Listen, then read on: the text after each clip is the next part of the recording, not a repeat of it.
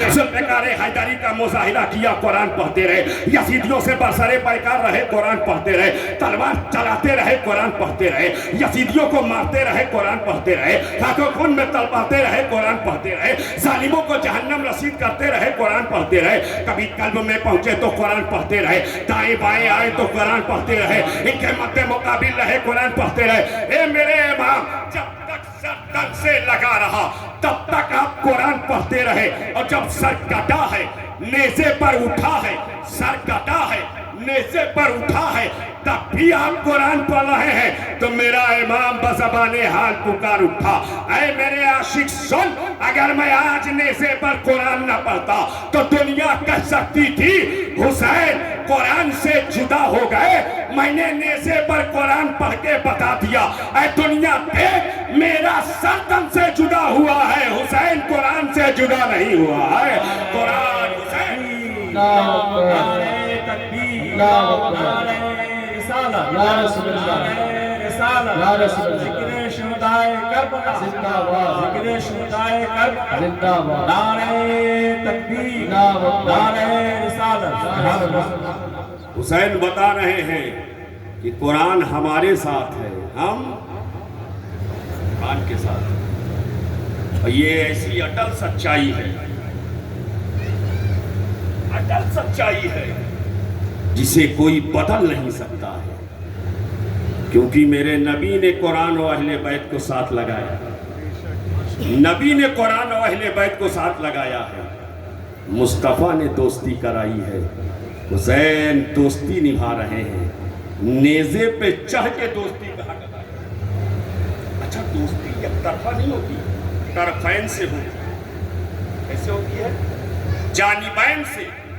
طرفین سے۔ میں کہوں مؤذن صاحب میرے دوست ہیں اور یہ نہ مانے مجھے تو یہ دوستی نہیں ہے،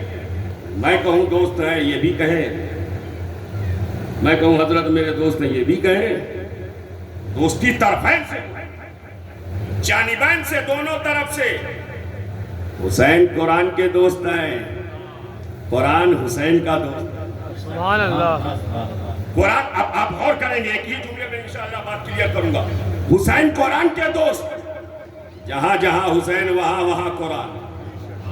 مدینے میں رہے قرآن کے ساتھ رہے، مکہ میں رہے قرآن کے ساتھ رہے، کربلا میں رہے قرآن کے ساتھ رہے، خیمے میں رہے قرآن کے ساتھ رہے، بھوکے رہے قرآن کے ساتھ رہے، پیاسے رہے قرآن کے ساتھ رہے، لاش اٹھاتے رہے قرآن کے ساتھ رہے، زخم سے چور رہے قرآن کے ساتھ رہے، گھوڑے پر سوار رہے قرآن کے ساتھ رہے، یزیدیوں سے برسرے پیکار رہے قرآن کے ساتھ رہے، سر تن سے لگا رہا قرآن کے ساتھ رہے، سر نیزے پر اٹھا قرآن کے ساتھ رہے، حسین قرآن کے ساتھ۔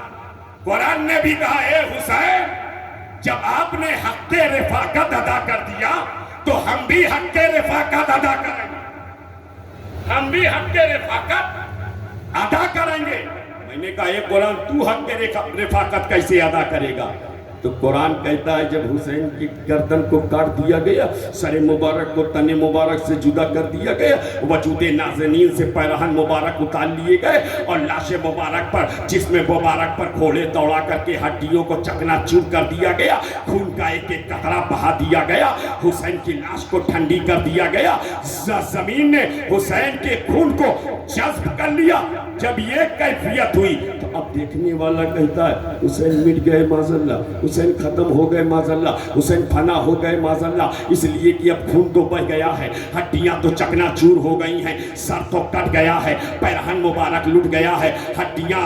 پاش پاش کر دی گئی ہیں، اب حسین مٹ گئے، حسین ختم ہو گئے۔ تو جب دنیا یہ کہنے والی تھی کہ حسین مٹ گئے، فنا ہو گئے، ختم ہو گئے، تو میں نے دنیا کی زبان پر تالے لگا دیے، وَلَا تَقُولُوا لِمَنْ يُقْتَلُ فِي سَبِيلِ اللَّهِ أَمْوَاتٌ، انہیں مردہ مت کہنا جو راہ خدا میں شہید ہو رہے کٹ رہے ہیں، بل احیاء، بلکہ یہ سب کے سب زندہ نظر آ رہے ہیں، سب کے سب زندہ نظر آ رہے ہیں۔ حسین قرآن کا ساتھ نبھا رہے ہیں، قرآن حسین کا ساتھ۔ سبحان اللہ۔ قرآن بتا رہا ہے حسین زندہ ہیں، قرآن بتا رہا ہے حسین زندہ ہیں، یہ حسین کی حیات ہے۔ تبھی تو کسی نے کہا تھا قتل حسین اصل میں مرگ یزید ہے، اسلام زندہ ہوتا ہے۔ ہر کربلا کے بعد حسین زندہ